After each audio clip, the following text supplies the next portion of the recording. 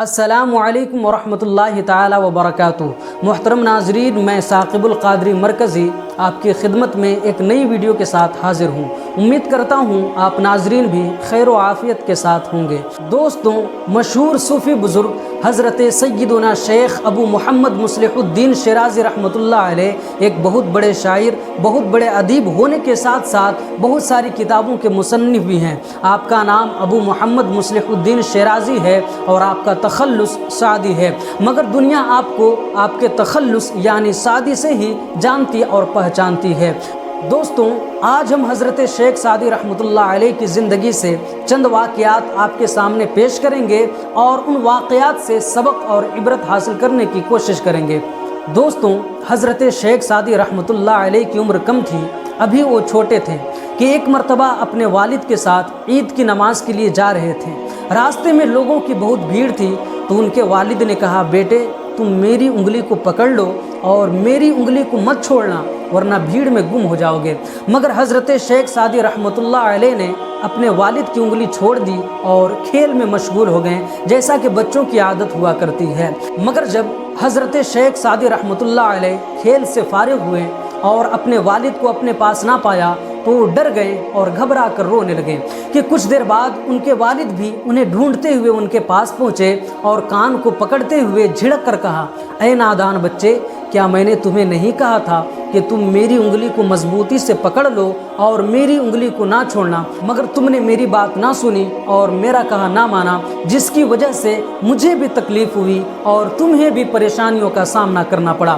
حضرت شیخ سعدی رحمۃ اللہ علیہ بڑی عمر میں لوگوں کے سامنے یہ آپ بیتی واقعہ کو بیان کر کے فرمایا کرتے تھے کہ اے لوگوں، اگر تم دنیا کی بھیڑ میں گم نہیں ہونا چاہتے ہو تو اللہ تبارک و تعالیٰ کے کسی نیک اور صالح بندے کا دامن تھام لو، ورنہ پریشانیوں میں یوں ہی ٹھوکریں کھاتے رہو گے۔ اور یہ بات حقیقت ہے کہ جو بزرگوں کے دامن کو چھوڑ دیتا ہے وہ یوں ہی در بدر پھرتا رہتا ہے اور ٹھوکریں کھاتے رہتا ہے۔ اس لیے ہمیں اور آپ کو چاہیے کہ ہم اور آپ بھی بزرگوں کے دامن کو ہمہ وقت تھامے رکھیں۔ حضرت شیخ سعدی رحمۃ اللہ علیہ اپنا ایک واقعہ یوں بیان کرتے ہیں کہ ایک دفعہ میرے پاؤں میں جوتا نہیں تھا اور جیب میں اتنے پیسے بھی نہیں تھے کہ جوتا خرید سکوں، اس لیے میں ننگے پاؤں چل رہا تھا اور دل ہی دل میں یہ سوچ رہا تھا کہ اللہ تبارک و تعالیٰ نے میرا نصیب کیسا کیا ہے کہ میرے پاس پہننے کو جوتا تک موجود نہیں۔ میں انہی باتوں کو سوچتا ہوا چل رہا تھا کہ چلتے چلتے کوفہ کی جامع مسجد تک پہنچا۔ وہاں پہنچنے کے بعد ایک آدمی کو دیکھا جس کا پاؤں ہی نہیں تھا۔ اللہ اکبر! اس آدمی کو دیکھنے کے بعد میں نے فوراً اپنے سر کو سجدے میں جھکا دیا اور رب کی بارگاہ میں شکر ادا کرنے لگا کہ اے مولا، تیرا لاکھ لاکھ شکر عظیم ہے کہ تو نے جوتا نہ صحیح مگر پاؤں تو عطا کیا ہے۔ دوستوں، ہمیں اور آپ کو بھی چاہیے کہ اللہ تبارک و تعالیٰ نے ہمیں اور آپ کو جو دیا ہے، جتنا دیا ہے، اس پر ہی اس رب کا شکر ادا کریں، کیونکہ دنیا میں بہت سے ایسے لوگ ہیں جن کے پاس وہ تمام چیزیں موجود نہیں جو آپ کے پاس موجود ہیں۔ بہت ساری ایسی چیزیں ہیں جنہیں ہم اور آپ اہمیت نہیں دیتے ہیں، وہ چیزیں دوسروں کے لیے حسرت ہوا کرتی ہیں۔ اس لیے حالات جیسے بھی ہوں، ہر حال میں اس رب کا شکر ضرور ادا کیا کریں۔ دوستوں، حضرت شیخ سعدی رحمۃ اللہ علیہ اپنے بچپنے کا ایک اور واقعہ کچھ اس طرح بیان کرتے ہیں کہ ایک شب کو میں اپنے والد کے ساتھ عبادت کے لیے مسجد گیا تو میرے والد پوری رات عبادت کرتے رہے اور میں بھی نماز میں مشغول ہو گیا، مگر ہمارے سامنے کچھ لوگ گہری نیند سو رہے تھے۔ انہیں دیکھ کر میں نے اپنے والد کو کہا، یہ لوگ ایسے سو رہے ہیں کہ معلوم ہوتا ہے جیسے یہ مر گئے ہوں، نہ ان میں سے کسی نے نماز پڑھی ہے نہ دعائیں کی ہیں۔ ہماری باتوں کو سن کر میرے والد نے مجھ سے کہا، بیٹے اگر تم نوافل نہ پڑھتے، اگر تم ذکر و اذکار نہ کرتے اور ان کی طرح ہی سو جاتے تو بہتر ہوتا اس سے کہ تم ان کی برائی کرے۔ اللہ اکبر! آج بھی کچھ ایسے لوگ ہیں جو چند نمازیں پڑھنے، کچھ دن مسجد چلے جائیں تو دوسروں کو حقارت کی نگاہ سے دیکھنے لگتے ہیں۔ میں بتاؤں کہ اپنی عبادتوں کے سبب کسی کو حقیر سمجھنا یہ بالکل درست نہیں۔ اس لیے ہمیں اور آپ کو چاہیے کہ کہ ہم اور آپ ایسی چیزوں سے بچیں اور عبادت فقط اللہ کی رضا اور خوشنودی حاصل کرنے کے لیے کریں، نہ کہ دنیا کو دکھانے کے لیے اور نہ ہی برتری حاصل کرنے کے لیے۔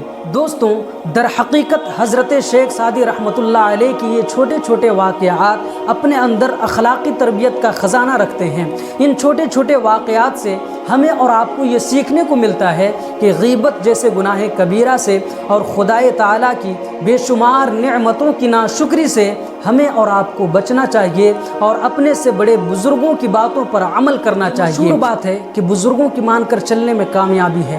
دنیا میں ہزاروں مثالیں موجود ہیں کہ جنہوں نے بزرگوں کی باتوں پر عمل کیا، دونوں جہان میں انہیں سرخروئی نصیب ہوئی۔ اس لیے دوستوں، ہمیں اور آپ کو بھی چاہیے کہ بزرگوں کی باتوں پر عمل کریں اور ان کے اقوال و افعال کے مطابق اپنی زندگی کو گزارنے کی کوشش کریں۔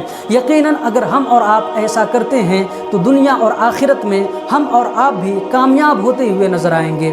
دوستوں، امید کرتا ہوں آپ کو میری بات سمجھ میں آ گئی ہوگی، ویڈیو آپ کو اچھی لگی ہوگی۔ اگر ویڈیو اچھی لگی ہو تو ویڈیو کو لائک کریں، دوسروں کے ساتھ شیئر کریں، اور اگر آپ اس چینل پہ نئے ہیں تو اس چینل یعنی ٹو بردرز کو سبسکرائب کر کے بیل آئیکن کو بھی پریس کر لیں تاکہ ہماری آنے والی ویڈیو کی نوٹیفیکیشن آپ تک پہنچتی رہے۔ اور اگر آپ فیس بک پر دیکھ رہے ہیں تو پیج کو بھی فالو کر لیں۔ ملتے ہیں پھر ایک نئی ویڈیو کے ساتھ، تب تک کے لیے اللہ حافظ۔